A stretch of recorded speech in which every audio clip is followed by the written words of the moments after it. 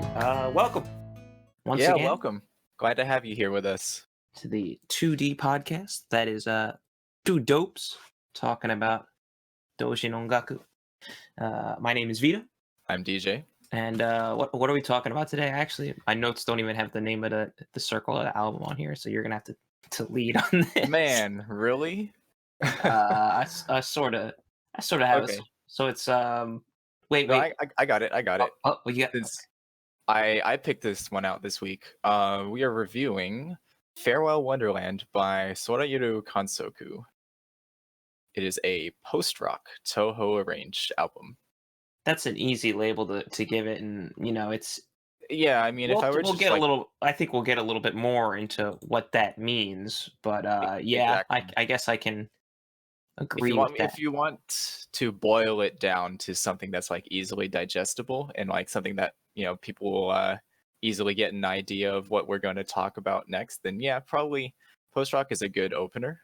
But Right. definitely, there's more to it than that. That's for sure. I think we're gonna have a little bit to say about this, but I guess to start, we should talk about the circle itself. That's like you said, Soreiro Kansoku. Yeah, Kansoku. Hi, Soreiro Kansoku. What is that? What does that mean? Uh-oh. Google Translate. Don't fail me now. Soryu Kansoku. Soryu is like sky blue sky. Kansoku is observation, Okay. Okay. observing the blue sky. Well, I mean, I didn't know. I was just sort of asking. I figured one of us would have had done this, but that's fine. Sorry to disappoint you, neither of us know. Does it Anywho. really matter? No, it's fine. It's just the name of the circle.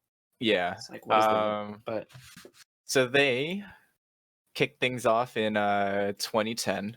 well, who's they? They being so it's mostly just one dude, Hazuki. Well, I'm assuming dude, but they do Person. basically person. They do pretty much everything: the arrangements, the general production, all programming. They have another member, Reito. Mm. He is credited under They. I don't they. know. We don't know who they are. But Yeah, so they're credited on this album under special thanks. yeah, it doesn't look like they actually really helped too much with the production of this album, though I did check some previous credits, and they do planning. Yeah, And they're probably the of course helped with the sales at events, and looks like they wrote exactly. a few some lyrics. Specifically, it says on the profile when there is no one else to write lyrics, they write the lyrics. Uh-huh. So they've released 7 albums and 1 demo CD. So this one, Farewell Wonderland, is the 6th of those 7 CDs, released in 2013 during Reitaisai 10. Yeah, that was 6 years ago, if you can believe that. Oh Christ! Some other things I like to mention that I translated there. So Hatsuki, who is, like I said, like you said, is a circle rep. Specifically, the next line says that they're the lazy head of household. They put off their responsibilities, which I definitely relate to as far as leading a circle and having to get stuff done. They specifically list electronica and progressive. I don't know if like that's electronic progressive house or actually just a progressive rock, but they're pretty open to music, and I think that's gonna like those things are gonna shine through on this album for sure once we dig into the tracks.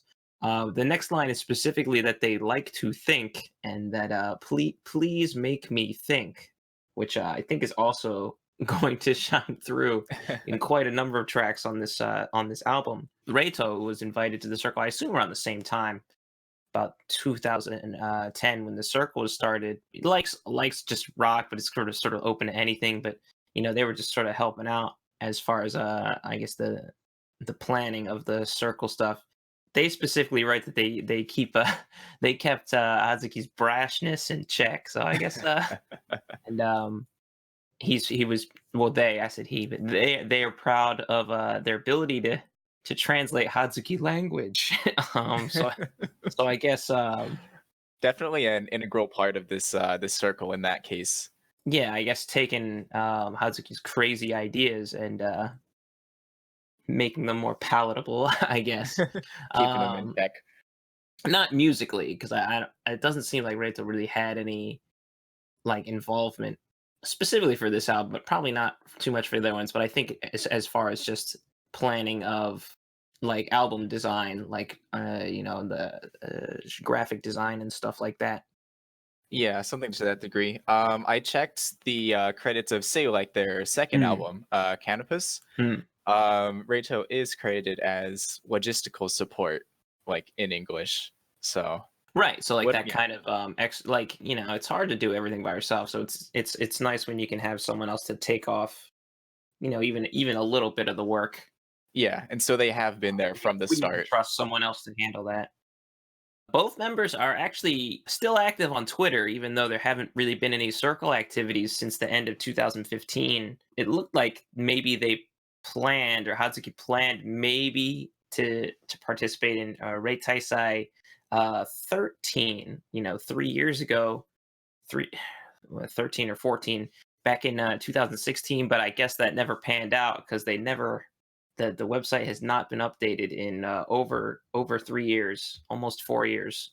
Both members are still active on Twitter. Reito plays Princess Connect and Oh, rhythm that's really games. good. So I didn't actually dig into Hatsuki's Twitter, but they're both still active. So I guess like real life always just gets in the way of things, or maybe you just don't want to do the same thing for like you can't do. Some people just can't do the same thing forever. Yeah, I mean, if people just like if people are interested in like what I'm doing, since I make like one arrange every 2 years, I'm just some schmuck who just plays DDR nowadays. So I get it. No, it's tough. That's really all I wrote here. I don't know. You got anything else to say about the production of the album? Well, not the production, but I didn't write anything about the extra staff on this album. No, nothing in that regard. Just like as a personal anecdote, that I was already aware of this album.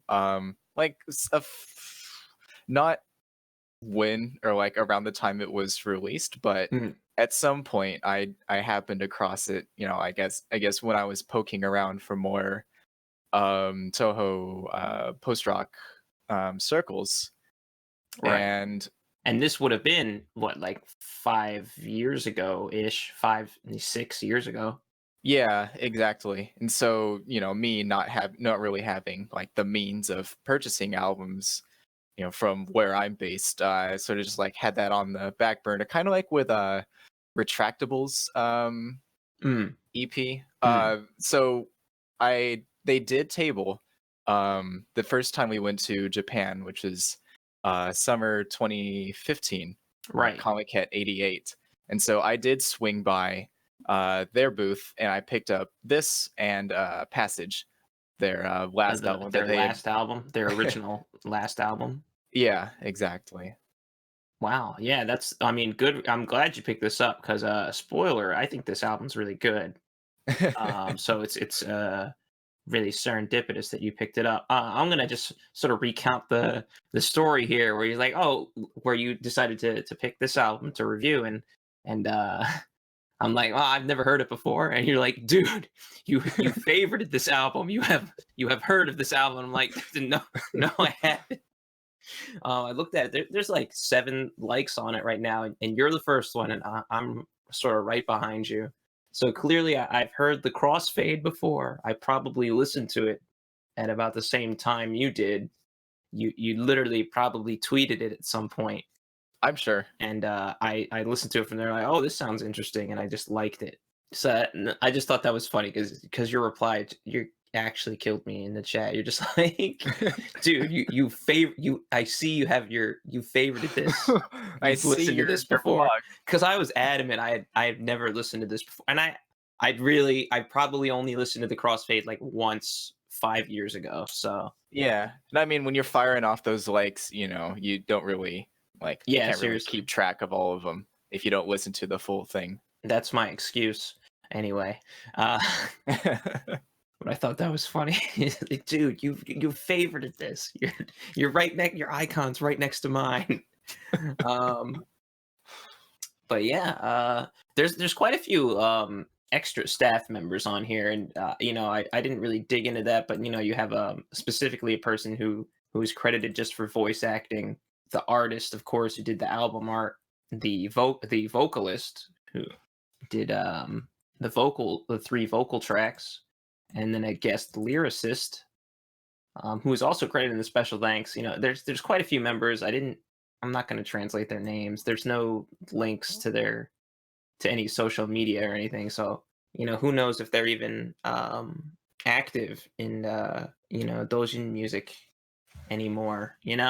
But Yeah, that's typically how it goes. which is fine. It's just if there was another Toho circle, I would and maybe we can save this for the end. But the closest comparison I'm going to make to this circle is Miski Works. Mm-hmm. Just a very niche circle that did their own thing for a little bit and then and then just stopped. Maybe not necessarily had to, but just sort of stopped circle activities. So I don't have anything else, so I'm ready to dig into the tracks. Yeah, let's get it going. I'm ready.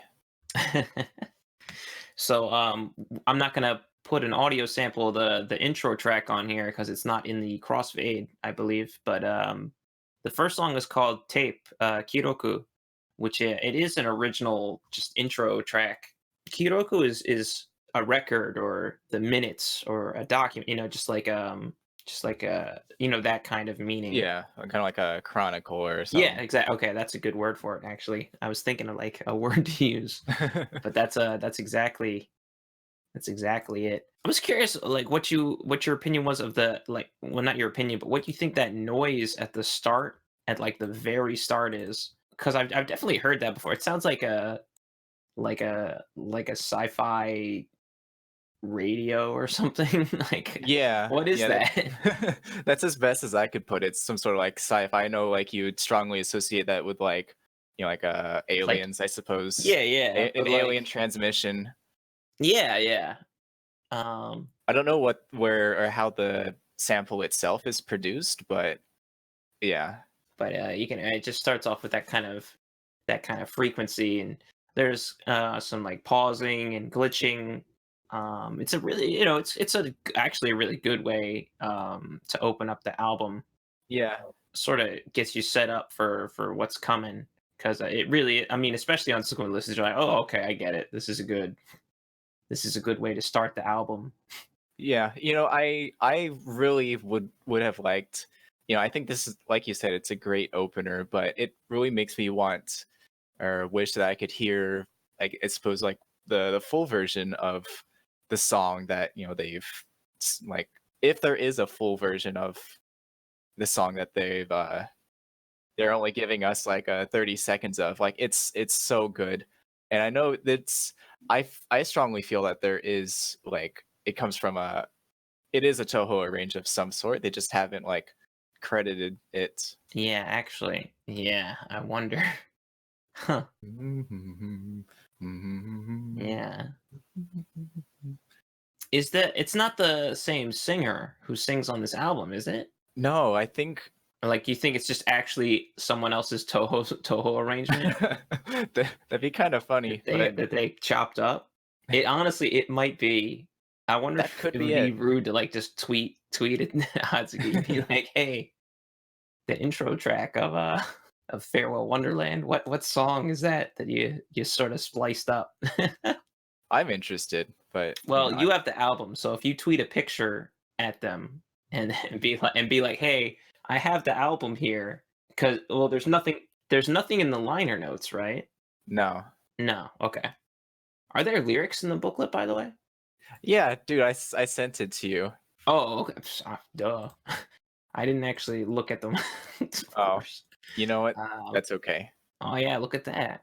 Oh wow, they even have the monologues. Oh crap! I scanned it just for you. I'm kidding. Look, okay, it's okay. We're not known for our for coming to these prepared. I'm actually surprised at how few lyrics there are, considering how much singing is done on the Mhm. album. Well, there are also I'm not sure if these are all like lyrics because we have some notes. These may also be liner notes because they have some for the instrumental tracks. Hmm. Give me a second here. I'm gonna. Yeah, the last song. So I mean, yeah, you can edit this out. Dreamily and Ruin. There Hmm. is a lot more like spoken word than what's uh What's actually written here? yeah, Yeah. exactly. So it might just be what's written in here is like the concept album, you know? Mm.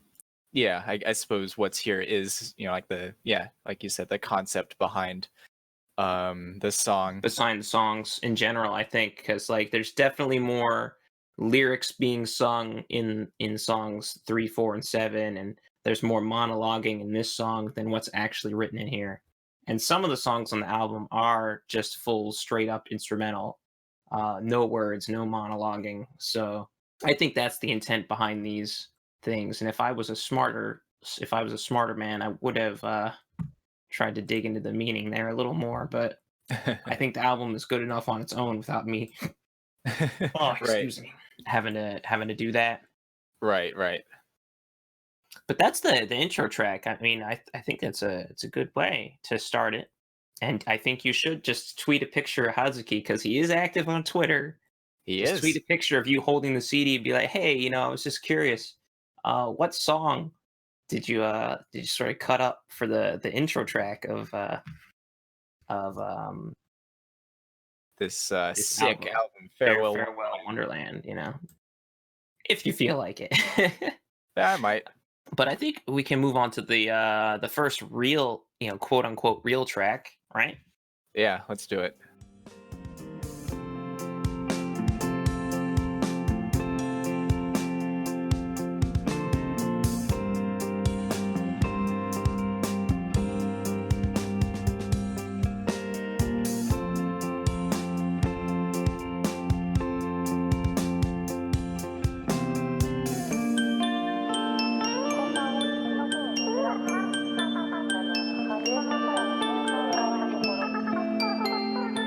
It's called Dreamily an Illusion, Shoujo to Sakaku no Sekai, a world of maidens and illusions. And I'm gonna leave the source songs to you because I didn't do anything. That's okay. So I guess it's doing two of the intro themes for Imperishable Night and Mountain of Faith. There's a lot of Mountain of Faith on this album, which is good, but Yeah, uh, it's musically, yeah, it's one of my favorites, Mountain of Faith. mm, And I guess that makes sense. Yeah, I think we've discussed this before about how all the title themes they follow a similar motif, so it's kind of easy to blend them together mm. and pick out like nice parts from these two. In terms of the arrange, I don't have a whole lot to say, but I guess if I were to define like a standard way to make a standard like structure of like a Toho, post rockish arrange, I would probably point to this one because it's slow paced, got the clean dual pan guitars that do a bit of meandering, got the music box, light drumming, spoken word samples. So it's kind of like checking off all the boxes that you would come to expect from if you think of like Toho post, if you think of post rock. But that's my take on it, anyways. Huh. I had a lot to say about this one. I mean, it is. Okay, my second note for this song is very post rock. Well, there we But go. this song starts in compound 13/4 time signature. It's compound 3/3/3/4 until it hits about 120, and then it sounds like it switches to some sort of 7/4 compound. Like it's actually like stupid math rock. It just sounds simple, I guess, because it's not really. You're hearing the you're hearing the theme of Eastern land or whatever it's called, like the Toho theme. And of course there's some monologuing. But it sounds like male and female monologuing. I'm actually listening to the song right now as we're going through. Yeah. Um, I'm wondering where it's sampled from, and unless it's coming from, yeah, I'm not sure like if who they're crediting as voice mm, is like one person, because clearly it's not. There's two different. right, like this may actually be sampled like conversation because there's definitely someone who specifically speaks. Especially you can hear it in the last track, and we'll get there. But I think that person did record their voice specifically for this album. I don't know if that person also recorded for this song. I might regret saying this, but that Bell vibraphone that starts at like 120, I recognize it as that same kind of instrument that Fumo used in that one song, except it actually sounds listenable. It sounds good. Sorry, Fumo. We're all friends here. I know I made a comment when I was mastering it, and I'm like, is this how you want this to sound? He's like, yeah, and I'm like, okay, we'll master it. But these sound a lot better. I think this is what they're supposed to actually sound like. There's not too much piercing high end. Hmm. Sounds good. I really like the, what would you call those? Like the wood wind charm rattling. Just like there's a lot of ambience to this. It's like, Yeah, oh, it's post rock, but it's more than that. Like it's actually post rock. And I wonder if we should talk about this now or talk about it. Oh, we'll talk about it at the end, I guess, my conclusion. But I'll say it now. There's a lot of ambient sound, not like field recorded, but just like ambient sounds put into these songs, just to help with creating the mood. yeah. um this song is really good. I really actually like odd time signatures that don't sound too weird, and this one does it pretty well, if you know what I mean. Like Yeah, I couldn't really, or I never really thought about, like the signature itself, but I do connect with, it's not too weird. Like you can easily follow it along. Like it's a consistent beat, but yeah. yeah, the signature itself, yeah, I suppose it is pretty complicated. Well, it's not. Yeah, I guess compared to like a 4/4 time signature, it is, but it's still, you can still follow along. It's still pretty close to like a normal time signature. If you weren't paying attention, you probably wouldn't even notice. Exactly, which I But it's didn't. it's it's the kind of thing. Yeah, if you're just casually listening, you wouldn't notice. But it's that's a compound 13/4. It's like the album just starts off in a compound 13/4, and I'm like, I didn't catch this till the second time I listened, because the first time I just gave it a passive sort of listen through, and I'm like, okay, this is pretty good. And then the second time, when I was writing my notes, I actually listened. I'm like, oh, here we go. Okay. I'm like, I had to go back to the beat. I'm like, I started it a few times, just like, okay, what time signature is this actually in, before I was able to figure it out. But yeah, this song is very, and I'm just gonna say this in air quotes, post rock. you know. Yeah, we will use this term very loosely, post rock. I can't wait to get to the end so I can talk about post rock. But we can move on to the next track, I think, right? Yeah.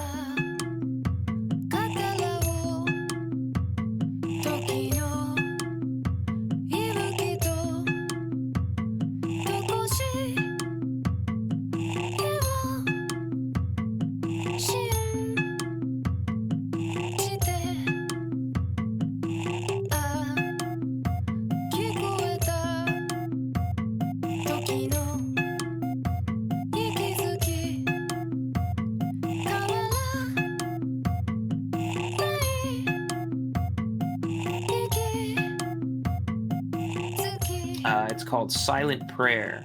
Haru no yoru no yume no gotoku. A dream-like spring evening.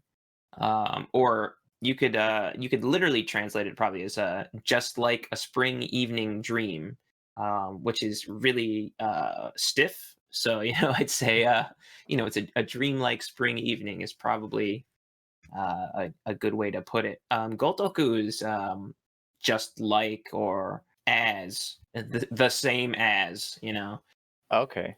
haru no yoru no yume, a spring night dream, Dream.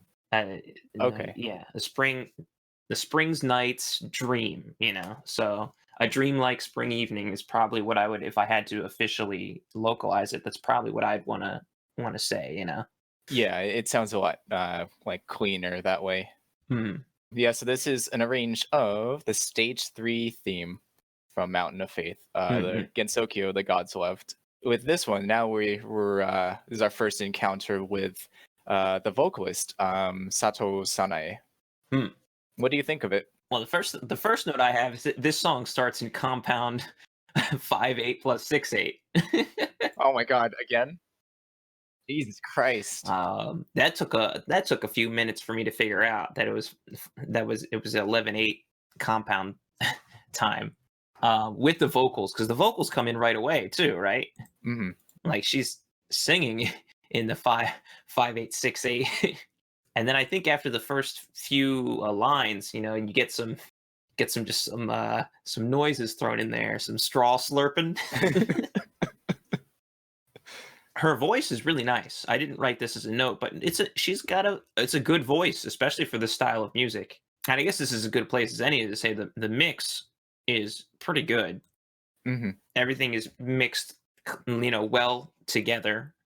I know the guitars are usually not at the forefront, but they're not, like, the tones aren't bad. Like, they're fine. They're nothing crazy. They're just like clean Yeah, post air quotes post rock guitar tones. it's hard to mess that up. Yeah. Yeah, as she keeps singing, they're just adding more stuff. I don't know how else to describe it, because like there's some tones that, in key tones that are just like patterned playing. So it's more electronic, I guess, in that sense. Actually, now that I'm listening to it, it's like, are there actually any guitars in this song? In the second half, yeah. Okay. But the first half, yeah, it's kind of just like cutesy. Probably just like ambient pop is how I would Okay. probably categorize it. Yeah. I think I know what that little twang is. It's the the nut of guitars. Yeah. If you'd pluck the strings above that, that's Oh. sort of like out of tune sound that it produces. Mm. It might be that. So I'm like, okay, that's cute. Kind of like that's my general feeling of this first half of Silent Prayer. It's Hmm. cute. And then we get into the second half. Well, when would you say the second half starts? Because there's a switch at 1:03, about 1:02 1:03, like right after the first minute. It sort of switches to a polyrhythm, which is it's pretty cool, actually. Like, this is actually probably the most progressive song on the album, like the most math rock Maybe that's song on what the album. Husky was alluding to in his bio or their bio. Yeah, that's what I was sort of like. We're gonna get into that. Like, this is very like, it's listenable, but when you're listening to it, you're listening to a 4/4 beat. It's 1 2 3 4, but the melodic line is still in compound 13/8. So not only has the time signature changed from 11/8 to 13/8, but now it's a polyrhythm, because the beat is specifically playing just a 4/4, 4 on the floor beat. Like, I'm like, yo, it took Yeah. me quite a bit of time to sort of piece this together. Yeah, I mean, you gent schmucks, you could never achieve these polyrhythms. And I say it's 4 on the floor, but it might actually be a 3/4 or a 6/4 beat, like that kind, Yeah, but it's that's what still I a was kind of more getting. standard beat. But then the melodic line is most certainly compound 6/8 plus 7/8, so it's a 13/8 time signature. Whew. It's and she's still singing in this time signature, so, like, I guess she has experience, Sanai-san. Yeah. No, I'm looking through the credits of the rest of Sorairu Kansoku's discog, and she does do all the vocals. Oh, really? Yeah, she's Okay. credited like I mean, there's like a couple others that come in here and there, but she is the main vocalist. Hmm. Except of course for Passage because that's when they switch over to male vocals. Ah. The transition I was talking about was more, you know, I don't keep track of like time signatures or Mm-hmm. polyrhythms all that Mm-hmm. much, but there is, to like the casual listener, like a pretty distinct shift in the sort of like feeling of the song. 150, right? Yeah, exactly. It's a key change, I think. It doesn't sound to me like a mode change, but there's definitely some sort of melodic shift Hmm. right at 150. And I think that's what like the vocals stop, I think. I didn't specifically note it, but like the vocals, I have a note for about yeah, okay, so the vocals do stop and then they don't come back till about 230. Uh-huh. There's sort of like this ambient like there's a completely different mood change, like it's a key change and like instrumentation change. Yeah, and then the guitars come in. Yeah, like a break from reality or something. So like I was saying, the vocals when they come back in at about 235, um, this feels like an actual chorus. Yeah, and this is the clearest usage. And also the time signatures switch to actually 6/4, 3/4, 6/4. So it's almost at a normal beat now, like normal rhythm. Yeah, and there's still just some light guitar strumming in the background and this very bit crushed beat, and then some pads swell in, and then they sneak the intro melody, that 11/8 intro melody over the ambience. Oh yeah, there it is. It's a good way to end the song. Like this is a great song. Really makes you think. So that's really all I got to say about it. I know I sort of broke it down like minute by minute, basically, but it's it. This song is very progressive, I guess is what I'd say. Very, I don't know, very progressive, very math rock, whatever you want to call it. That's all I got. That's all I have to say. But then yeah, I mean, if you want to jump into the next song, and you seem eager to jump into the next song.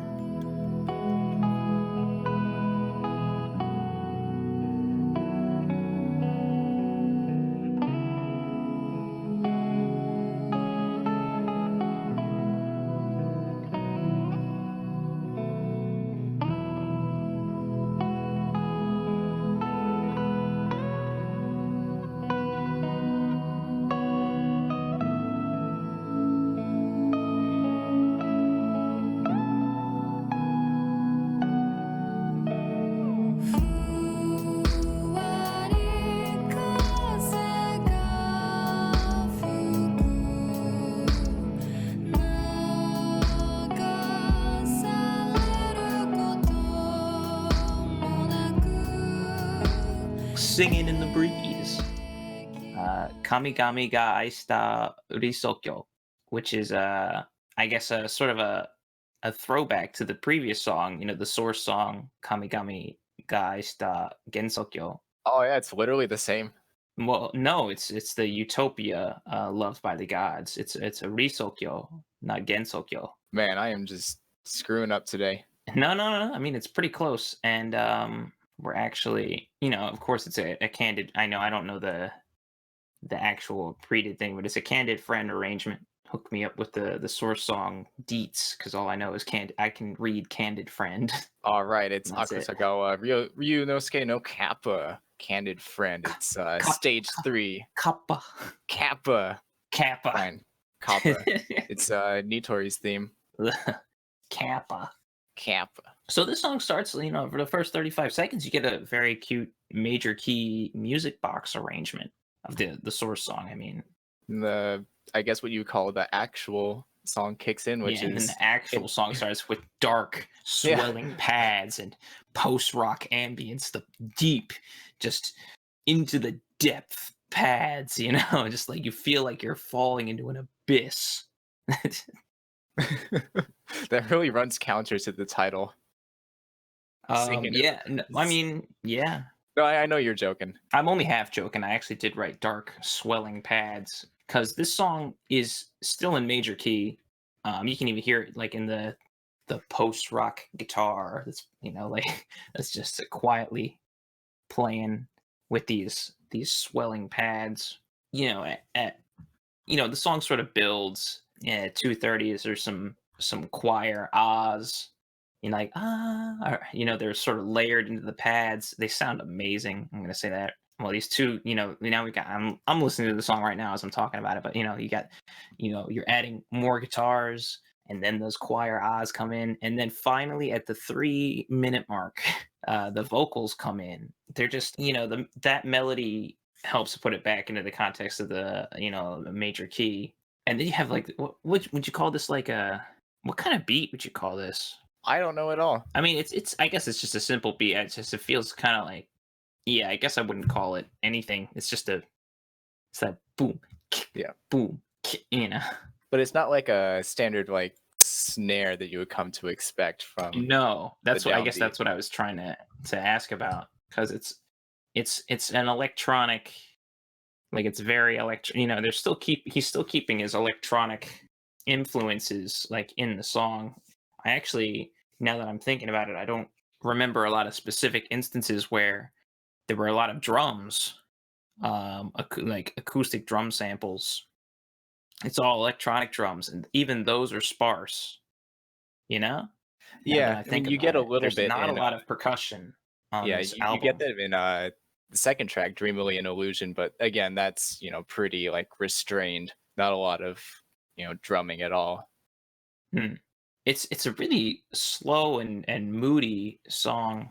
It's nice. Yeah, but for as moody and I guess sort of like the ambience of it, it sort of just makes me wonder why they or what the purpose of the intro and the outro, The because it's outro, the yeah, same because thing but it slower. also, yeah, and it's just a soloed music box instead of having some sort of backing chord arrangement. Like it's just the music box.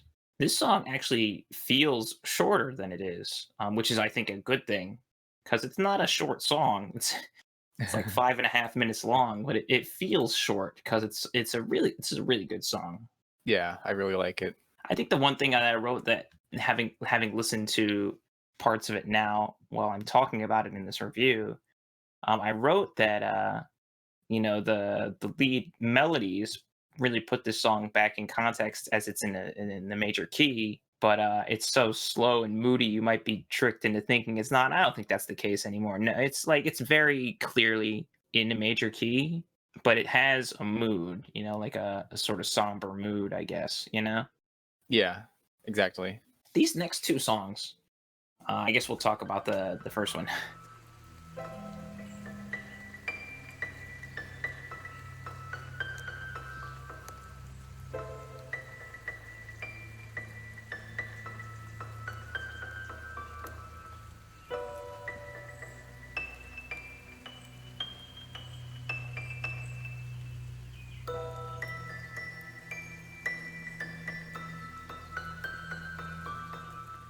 Refrain, Kyokai-sen, the boundary line.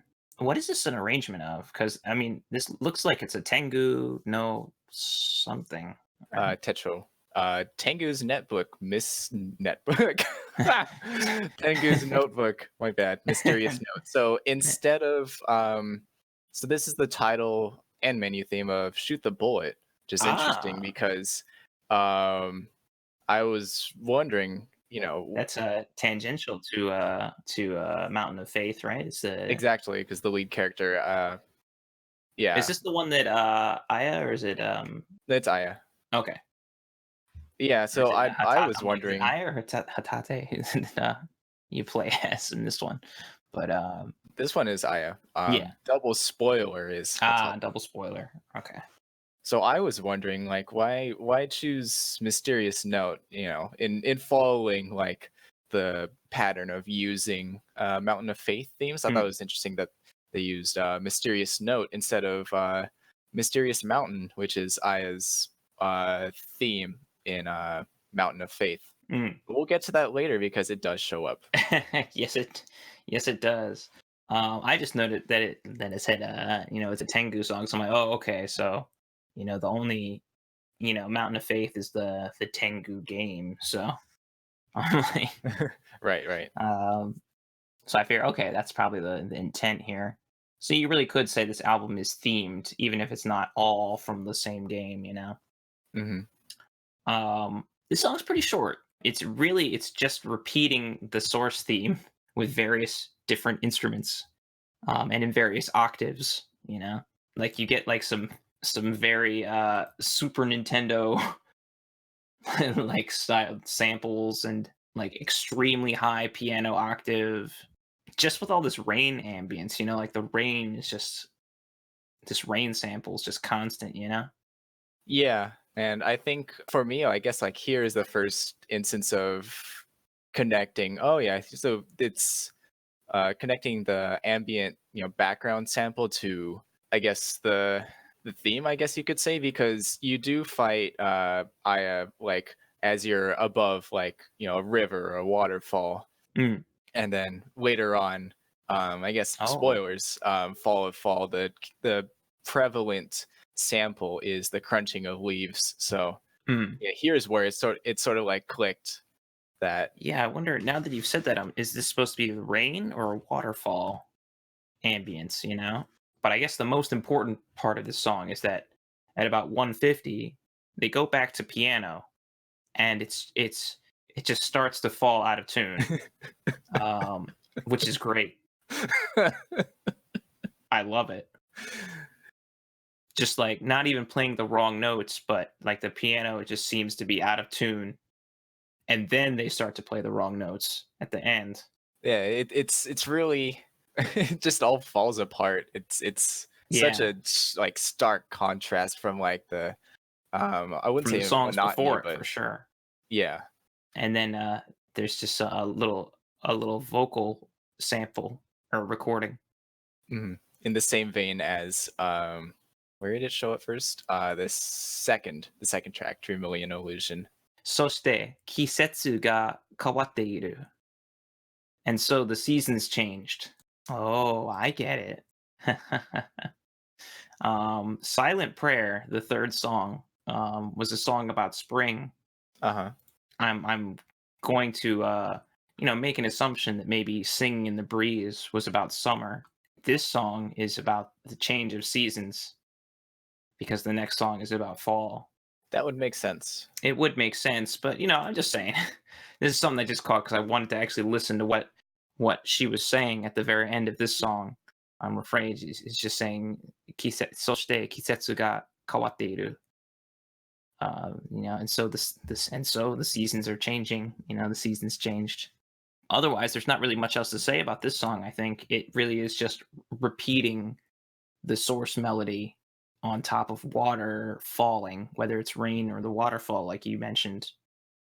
It's just different instruments repeating the same theme until the piano starts to just fall out of key.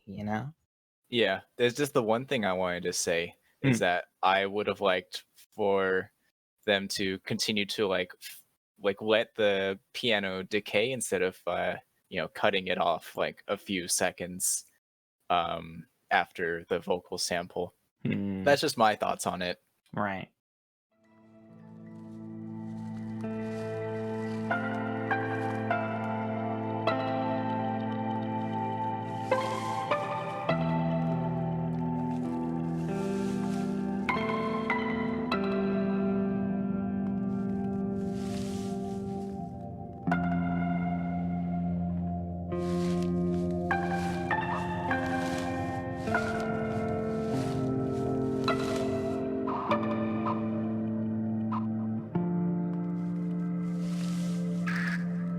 So the next song is, of course, Fall of Fall, Kanraku Suru Aki. Kanraku Suru Aki, literally falling fall.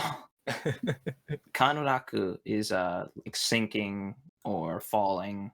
So it's kind of silly because the source song is Fall of Fall, right? Uh-huh. And then what's the subtitle? Again? Autumnal Waterfall? Ah, okay. Akinaku Taki. Okay, autumnal waterfall. Okay. So yeah, maybe refrain like the water that I thought was rain. Maybe it is just referring to the waterfall. You know. Uh-huh. But yeah, kanraku is fall, sinking, surrender, capitulation. So Wow. it has, I guess, maybe more specific meanings than just falling. But I wanted to be cheeky. Fall of fall, falling fall, in a range of fall of fall. You Falling, say fall enough times, it sort of like ceases to be a word. it really does. But I wonder if that wasn't part of the intent of naming it like this too. This song I didn't have too many notes about. You've already mentioned the leaves, the crunching leaves. I had put in parentheses maybe they're being raked. I don't know if you think that as well, but they're definitely crunching. There are no trees where I live, so I wouldn't know what it's like to rake them. Ah, We're dying here in California. I don't think they're being walked through. That's just my thing. Like I feel like it would be more constant if they were being walked through. And it's a Hmm. little ridiculous to imagine someone even to record the sample just pushing leaves. So Well, maybe that's something we can ask Hazuki over Twitter. Hey, you record yourself raking some leaves on Fall of Fall? there's no music until actually 45 seconds. Like unless you Yeah, it's all ambience. consider like the low pads, and they're very low, and like these are actually dark low pads below the raking of leaves, and then like this very minor guitar part comes in. It's definitely in a minor key, right? Hmm. Like this song is very moody, probably even more so than the previous one, which you could probably consider an intro to this song. And around, so it's sporadic throughout the Mm, song, but around say like the 2:38 mark, you get to hear the same sort of like distorted delay effect that yeah. you get from the ending of the first track tape. Mm, So I'm not saying it's a callback, but it's just a nice I think, I like the usage of it here. a motif, right? Yeah. Yeah. I guess probably the lead instrument is sort of like a plucked. It sounds plucked. It's clearly a digital instrument.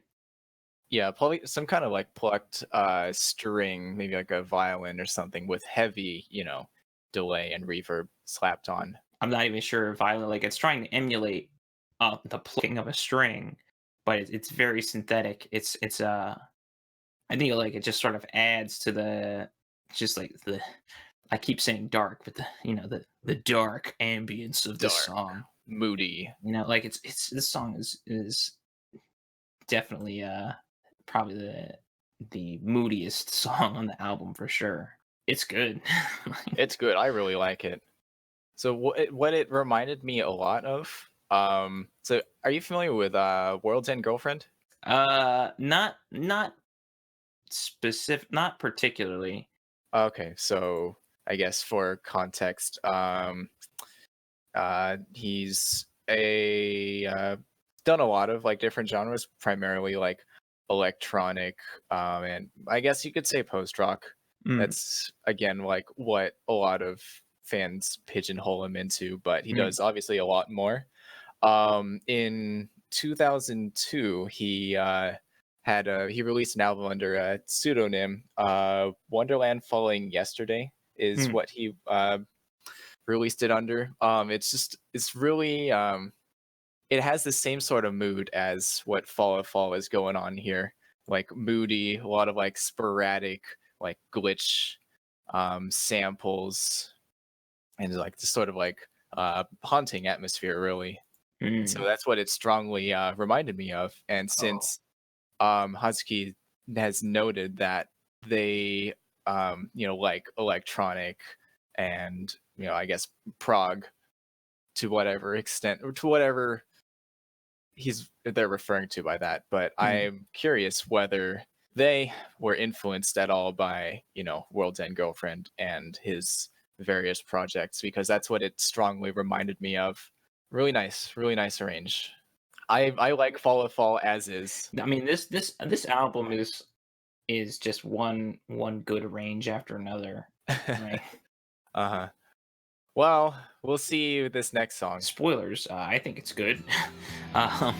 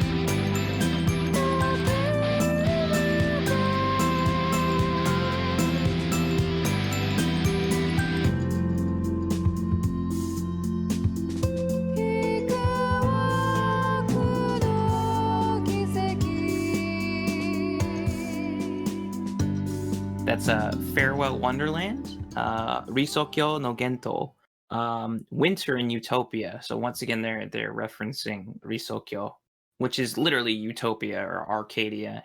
Just like Right. paradise. But it's just this song is winter now. So if it's not clear at this point, it is sort of just going through the seasons. It's become clear to me now, but it wasn't that way before, for me anyway. Yeah, and here it is. What I was wondering before with track 5 refrain, I'm like, why not Mysterious Mountain? Because we're doing Mountain of Faith, right? And here it Mm, is. It is Yokai no Yama, mm. Mysterious Mountain. So this song is unique within this album, that's for sure. It has there's a lot of high gain guitar here. This is actually probably the one instance of the mix maybe not being that great, in my opinion. It's really just the high gain guitars that I have a problem, quote unquote, a problem with. But I'm just wondering if it was done on purpose, because I see like someone who has or who so far, in this one album has had a pretty good grasp of mix control, like of Uh-huh. frequency definition. To let this go, I feel like it would have to be on purpose. You know? Yeah, I can't really like interpret it any other way. I feel similarly about like the placement of the guitars in this mix. I feel like they had this bass song, like constructed pretty well with Mm. everything else behind the guitars, and then they sort of like slapped it on top. Yeah, that's to me why it seems purposeful, especially within the context of an album that's crafted like this one. Hmm. But the guitar riffs are very chaotic, like just seemingly random pinches and Yeah, they're having a uh lot of fun with the harmonics there. scrapes. Like it like just like it's like two guitars just doing their own things, really. Feels like a jam session. Kind of, yeah. And actually, I noticed it because I said this before. There's not a lot of percussion on this album. This song does have drums, I guess, but it's just a simple rock loop. The drums never do like a fill or anything. It's just a basic pattern. So definitely, percussion was not the focus for this kind of sound. Clearly, it's not. Yeah. I think what further provides credence to your theory is that I linked it to you just now. Mm, They released a demo CD. mm, So this was released Reitaisai May 2013. Their mm, demo CD was released the previous comic hit, so 5 months earlier, and it mhm. is an arrange of Mysterious Mountain, um, largely the same except the music box that plays throughout this song. What the dun dun Dun, dun dun, dun yeah, dun dun. That's really good, actually. I like that. yeah. Oh So in yeah. the demo CD, it's clean guitars that play that, and so Oh.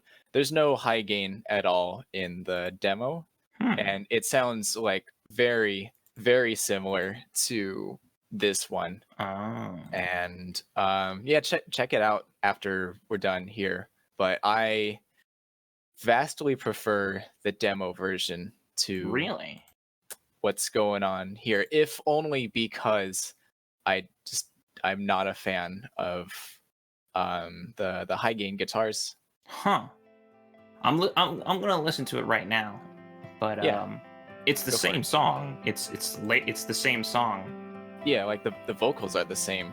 I guess technically the album version is this song title is the subtitle. You know, like this song is Farewell Wonderland, Risokyo no Gento. The demo version is just called Risokyo no Gento. Huh.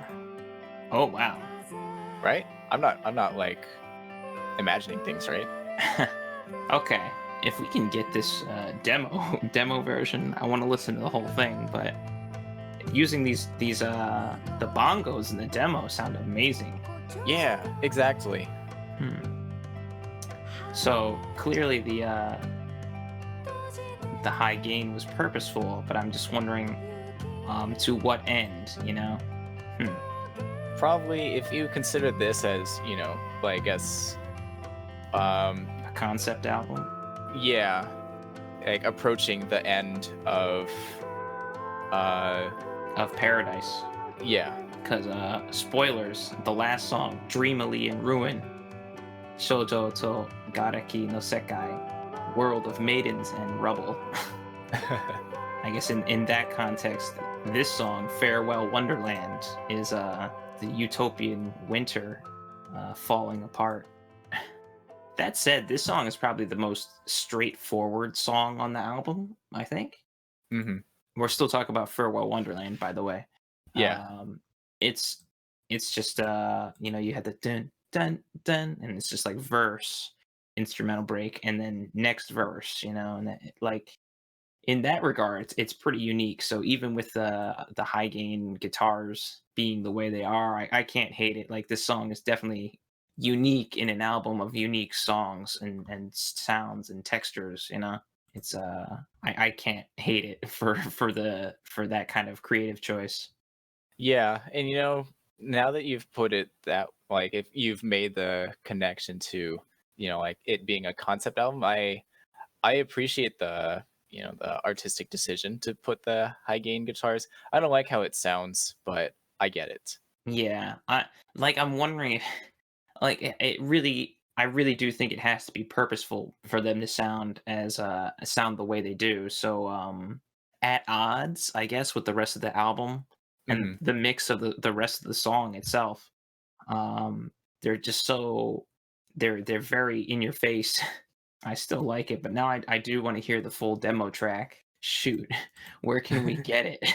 Uh-oh. Because we can only hear the 1.5 minute sample. And it's so good. I need the full thing. Yeah, actually, I do want to hear it, Yeah. but I don't really have anything else I, to say about Farewell Wonderland. I think Uh, we've said a lot. All right, now to close it out.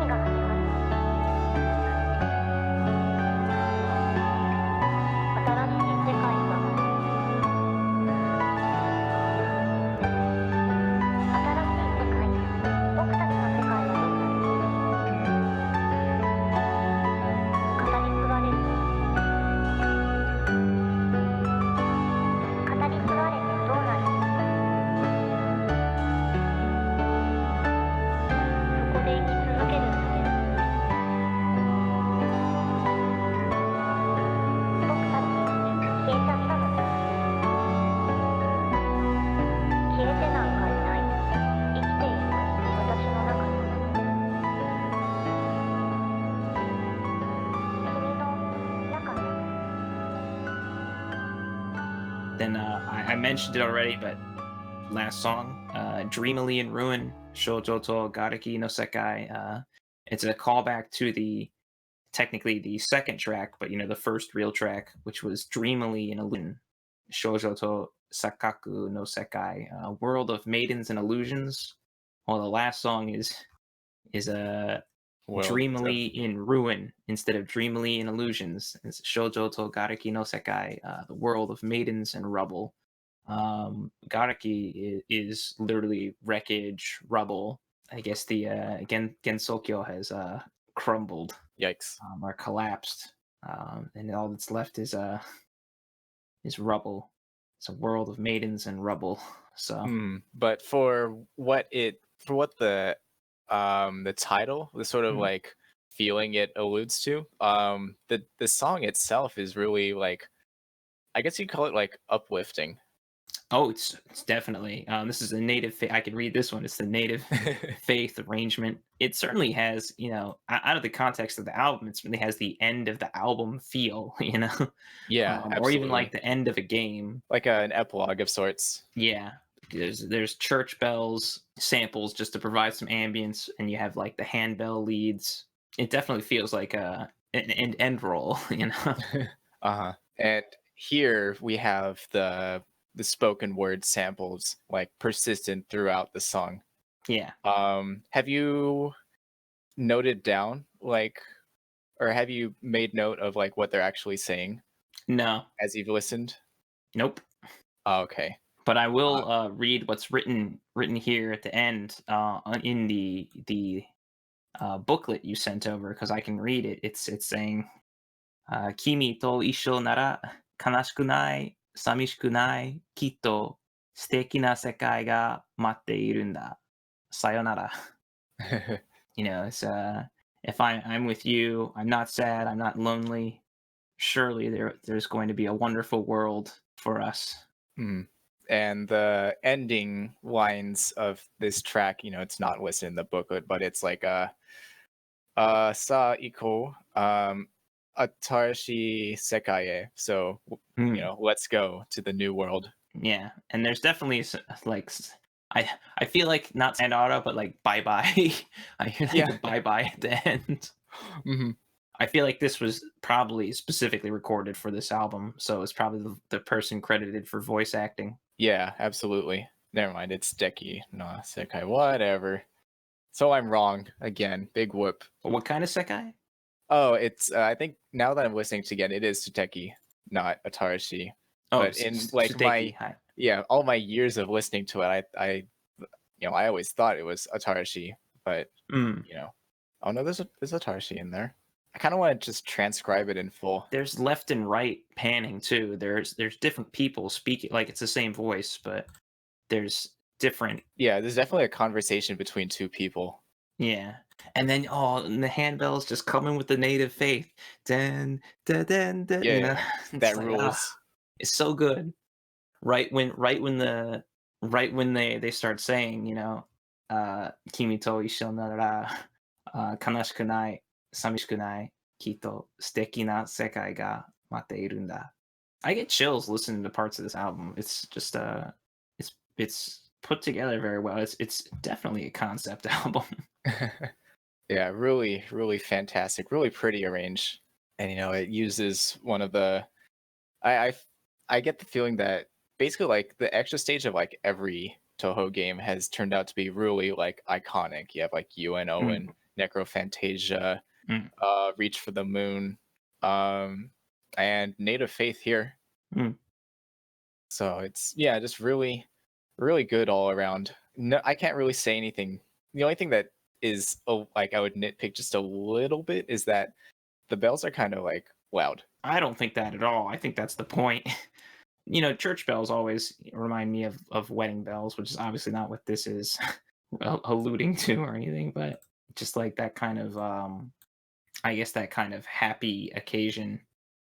To me, it seemed like it was at the appropriate volume, I guess, is how I would say, I didn't feel that way listening to the song, the handful of times I have at this point. Like I definitely appreciate its like presence. And like you said, it really adds to the the sort of The mood. Just a teensy bit loud. That's all I have to say. Well, it's doujinshi, so And that's just in me. that regard, it's not, nothing's perfect, and this is doujinshi, so I don't know. That aside, it is pretty close to what I'd consider, if I were to consider a Toho arranged to be perfect, this gets pretty close. As an what the album This or arranged. the song really? Huh. It's good, that's for sure. Yeah, I'm glad I put in. I mean, before I started listening to this, I guess I've only listened to it really twice, and I guess if you count me listening to most of it during this review, Uh-huh. three times, but I've come to appreciate it even more, like each time. So it's really it was a fast grower for me, that's for sure. I don't really have anything else specifically to say about the last track, Mm, so I guess we can make a summarize yeah. conclusion, whatever. I know you have quite a bit to say. Well, I just want to talk in general about the what post rock actually is, you know? Yeah. So I guess for those who, well, even for people who know, I guess what post rock, and I'm saying this with air quotes, post rock refers to now. It's really just come to be, I don't know if cookie cutter is the right word, but just a catch all for instrumental rock bands that play like slow, meandering, reverb laden, guitar parts or whatever, But Mm, that's not what post rock, I guess, literally means, and I'm going to put this in air quotes again. Post rock as a term, and you would know this, of course. It started from the desire to break free from the constraints of rock band sound. What is like like the sound of the 80s and the 90s of being in a rock band. Trying to be literally post rock. That's why they wanted to be, still use guitars and be in a band, but not be, I guess, their dad's rock band, right. And all the connotations like rock band entails. Right, like that, in the 80s and the 90s, maybe more so in the 70s and the 80s, but parts of the 90s too. A rock band sort of had this, I guess, machismo to it. Bravado even. Yeah, and especially the 80s, you can look at like the hair metal stuff, like glam and Mm, stuff, whereas post rock, they wanted to be not that. not that basically. So, and then eventually that sort of, everything gets, I don't know if dumbed down is the right word, but simplified, and now you have post rock is just explosions in the sky basically, right? But this album, I guess, really to me feels like, wow, this is actually Toho post rock, like it's really experimental. Yeah, it has a lot more depth to it than I even realized because you pointed out like the Yeah, a lot more diversity as far yeah. as textures and timbres, plenty of just ambient moodiness, but then there's still what you could call, and I'm with the air quotes again, what you call pop songs, but there's still lots of math or progressive, math rock is kind of a That's taken on a kind of life of its own too. yeah, kind of similar to the term post rock in that way, but it's just having, alternative time signatures and like the syncopation and stuff, or the polyrhythms. It just feels like this album really was made purposefully. Like there was a creative vision, and they saw it through. And I think that the end result is very good. Like it seems to me at least that they were able to get very close to their ideal vision, I guess, for the creative work. Mm. So I mean, hats off to Hazuki for that, because this is a really good album. So Yeah, and kudos to Reito for keeping them in check as well. I guess, yeah, it's got that special thanks. Yeah, it just feels complete. This is a It complete album. yes, it does. How long is it, by the It way? is a whopping 30 minutes. It's a great length too. I mean, it feels shorter than it is in overall. I know I said that about one specific song. I think that was "Singing in the Breeze." I said that about, but like overall, the album it flows without necessarily like flowing into each other. But what's the word I'm looking for? The not the flow of the album, but like I get what you mean. the Pacing, perhaps? pace. Yes, thank you. That's perfect. See, the pacing of the album is great. I'm really impressed, and I'm glad we were able to talk about it because talking about it really helped me to solidify my thoughts and feelings on it. Because on my first listen, I thought it was good, and then on my second listen, I was sort of able to break apart some of the technical parts, like the pieces of it, and then talking about it with you really helped me help it all click together as far as it being a concept album and all of that entails, because it really didn't click with me until like halfway through the album. Like, wait, this is a concept album and it's put together really well and with purpose. Mm. It's not just a collection of songs. It's a real album, you know? And that's not to say the albums that are quote unquote collections of songs are bad, but just this is definitely something worth checking out, if anything that we've said sort of sounds interesting or you've listened to the samples or the crossfade, I can't recommend it enough, I guess. So all I Mm. want to yeah, that's all I want to say. It's real. What I imagine, would have been considered like real post rock, 20 years ago. And even today, but I'm Right, just right. saying that like post rock as a term today has sort of become sterile, in my opinion. Yeah, yeah. In the general definition of what it is today, or what people Yeah. come to know post rock as, I definitely agree. It's like, why isn't the Distant Journey to You come out with new songs? And it's like, well, Well, there, that's my reasoning because I can't come up with anything good that I think is good. So, that's a big mood. um, uh, but yeah, that's my, I guess, overall thoughts for this. It's once again, I'm going to bring up Misky Works, who I actually would probably rate this. Well, maybe not higher than their last release, O Bento Box. Misky Works definitely had this kind of, man. Would you consider this album as like ahead of its time?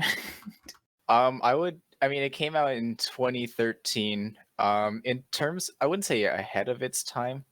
I want to make a call back to the album I mentioned back when we were talking about what was it, Refrain?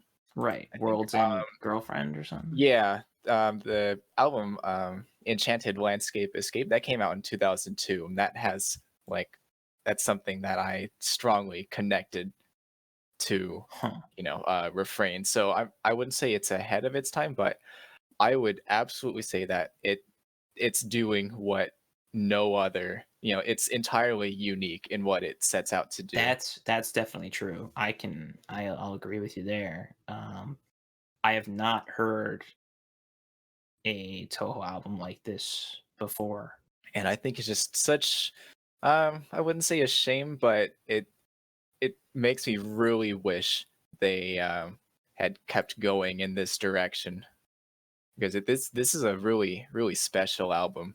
I mean, I understand that perspective, but sometimes I wonder if like sometimes people are like I've put out my opus, Yeah, so it's like what can I do after this?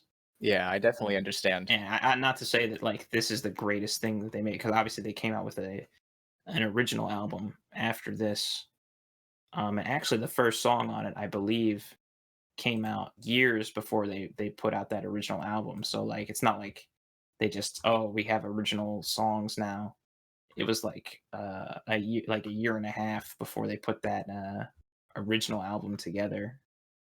But their musical, I guess, activities definitely slowed down. Like this was their sixth album, right? Their sixth CD, Uh-huh. and they released in 2013. You know, they released two CDs a year, or I should say, two CDs in 2010, two in 2011, their fifth CD in 2012, and then this in 2013. And then they didn't release anything. Like they were still going to events, some events like Ray Taisai, but they did not release a new album. And it was only an original album that they released in 2015. And now there hasn't been an update in 4 years, you know? So it's just, you know, and obviously I can't speak for them, but, you know, you just got to wonder, like, did they think they had done what they wanted to, or maybe they felt like they reached their potential, their peak, and it's like, well, what can I do after this? Will stand up, Yeah. because Farewell Wonderland is such a well put together work. I don't know. That's just me maybe romanticizing the, their inactivity when actually it probably is more like, well, we got jobs and we can't work on music anymore. Or I'd rather play Princess Connect. rhythm games and Princess Connect. um, so yeah, you know. I feel like there is some truth to that, though. You know, like I was poking through their past crossfades. You do get hints of this sort of style, you know, like ambient slash electronic slash, I guess, this sort of quote unquote post rock feel. Hmm. But then, and this is completely like, you know, unique to like what they've been doing, like entirely separate in terms of style. And you know, like conceptually, I don't think their other releases were as, you know, like intentionally Cohesive. cohesive, exactly. So I feel like, you know, perhaps this has been, you know, something that's taken a while for them to put together, and then yeah, maybe after this came out, that's like, well, this it took us this long to put all, you know, get to this point. Yeah, Uh, wow. Again, maybe I'm romanticizing it as well, but I get the feeling, or I can definitely see, you know, having worked on something for so long and then you finally get it out, and then, well, I have no material left. Hmm. Oh yeah, I understand that too. Oh, it says it right there on the blog. Concept album, Farewell Wonderland. It's like, of course. Well, yeah, if it wasn't clear enough. Yeah, but I didn't read that. I had to Oh, put it together listening to the album and that it was a concept album. Uh, like seriously, I didn't know. So, you know, I'm just dumb. I guess that's really all I have to say. I don't think I have anything else. Check it out if you can. It's really serendipitous that we happen to be in Japan for Comic Market '88. You know, I see that was oh, when they released their last album, you know, 4 years ago at this point. yeah, and who knows if they participate in any events afterward? They didn't. Didn't. Like that Oh, that oh was shit! that was the last event, so it's really serendipitous that you Wow, got in and damn. happened to stop at their booth and get their stuff because otherwise I don't know if we'd be able to listen to it right now, you know. Yeah, man. When you put it that way, that's so wild. Yeah, wait, I honestly I'm kind of feeling like inspired. So no, it's good. Yeah, I they do have a booth page. It is blank. Well, There's that's because nothing. all Toho is removed from Booth. Oh As you shit, that's recall, right. everything that was Toho is off of Booth. Ay, ay, ay. I guess we can end the podcast. I think we've said what we needed to say. Obviously, we'll Yeah, edit out all this previous chatter, but um, I think just one more thing I would like to say is that, like obviously you've listened to it for the first time maybe like a couple days ago.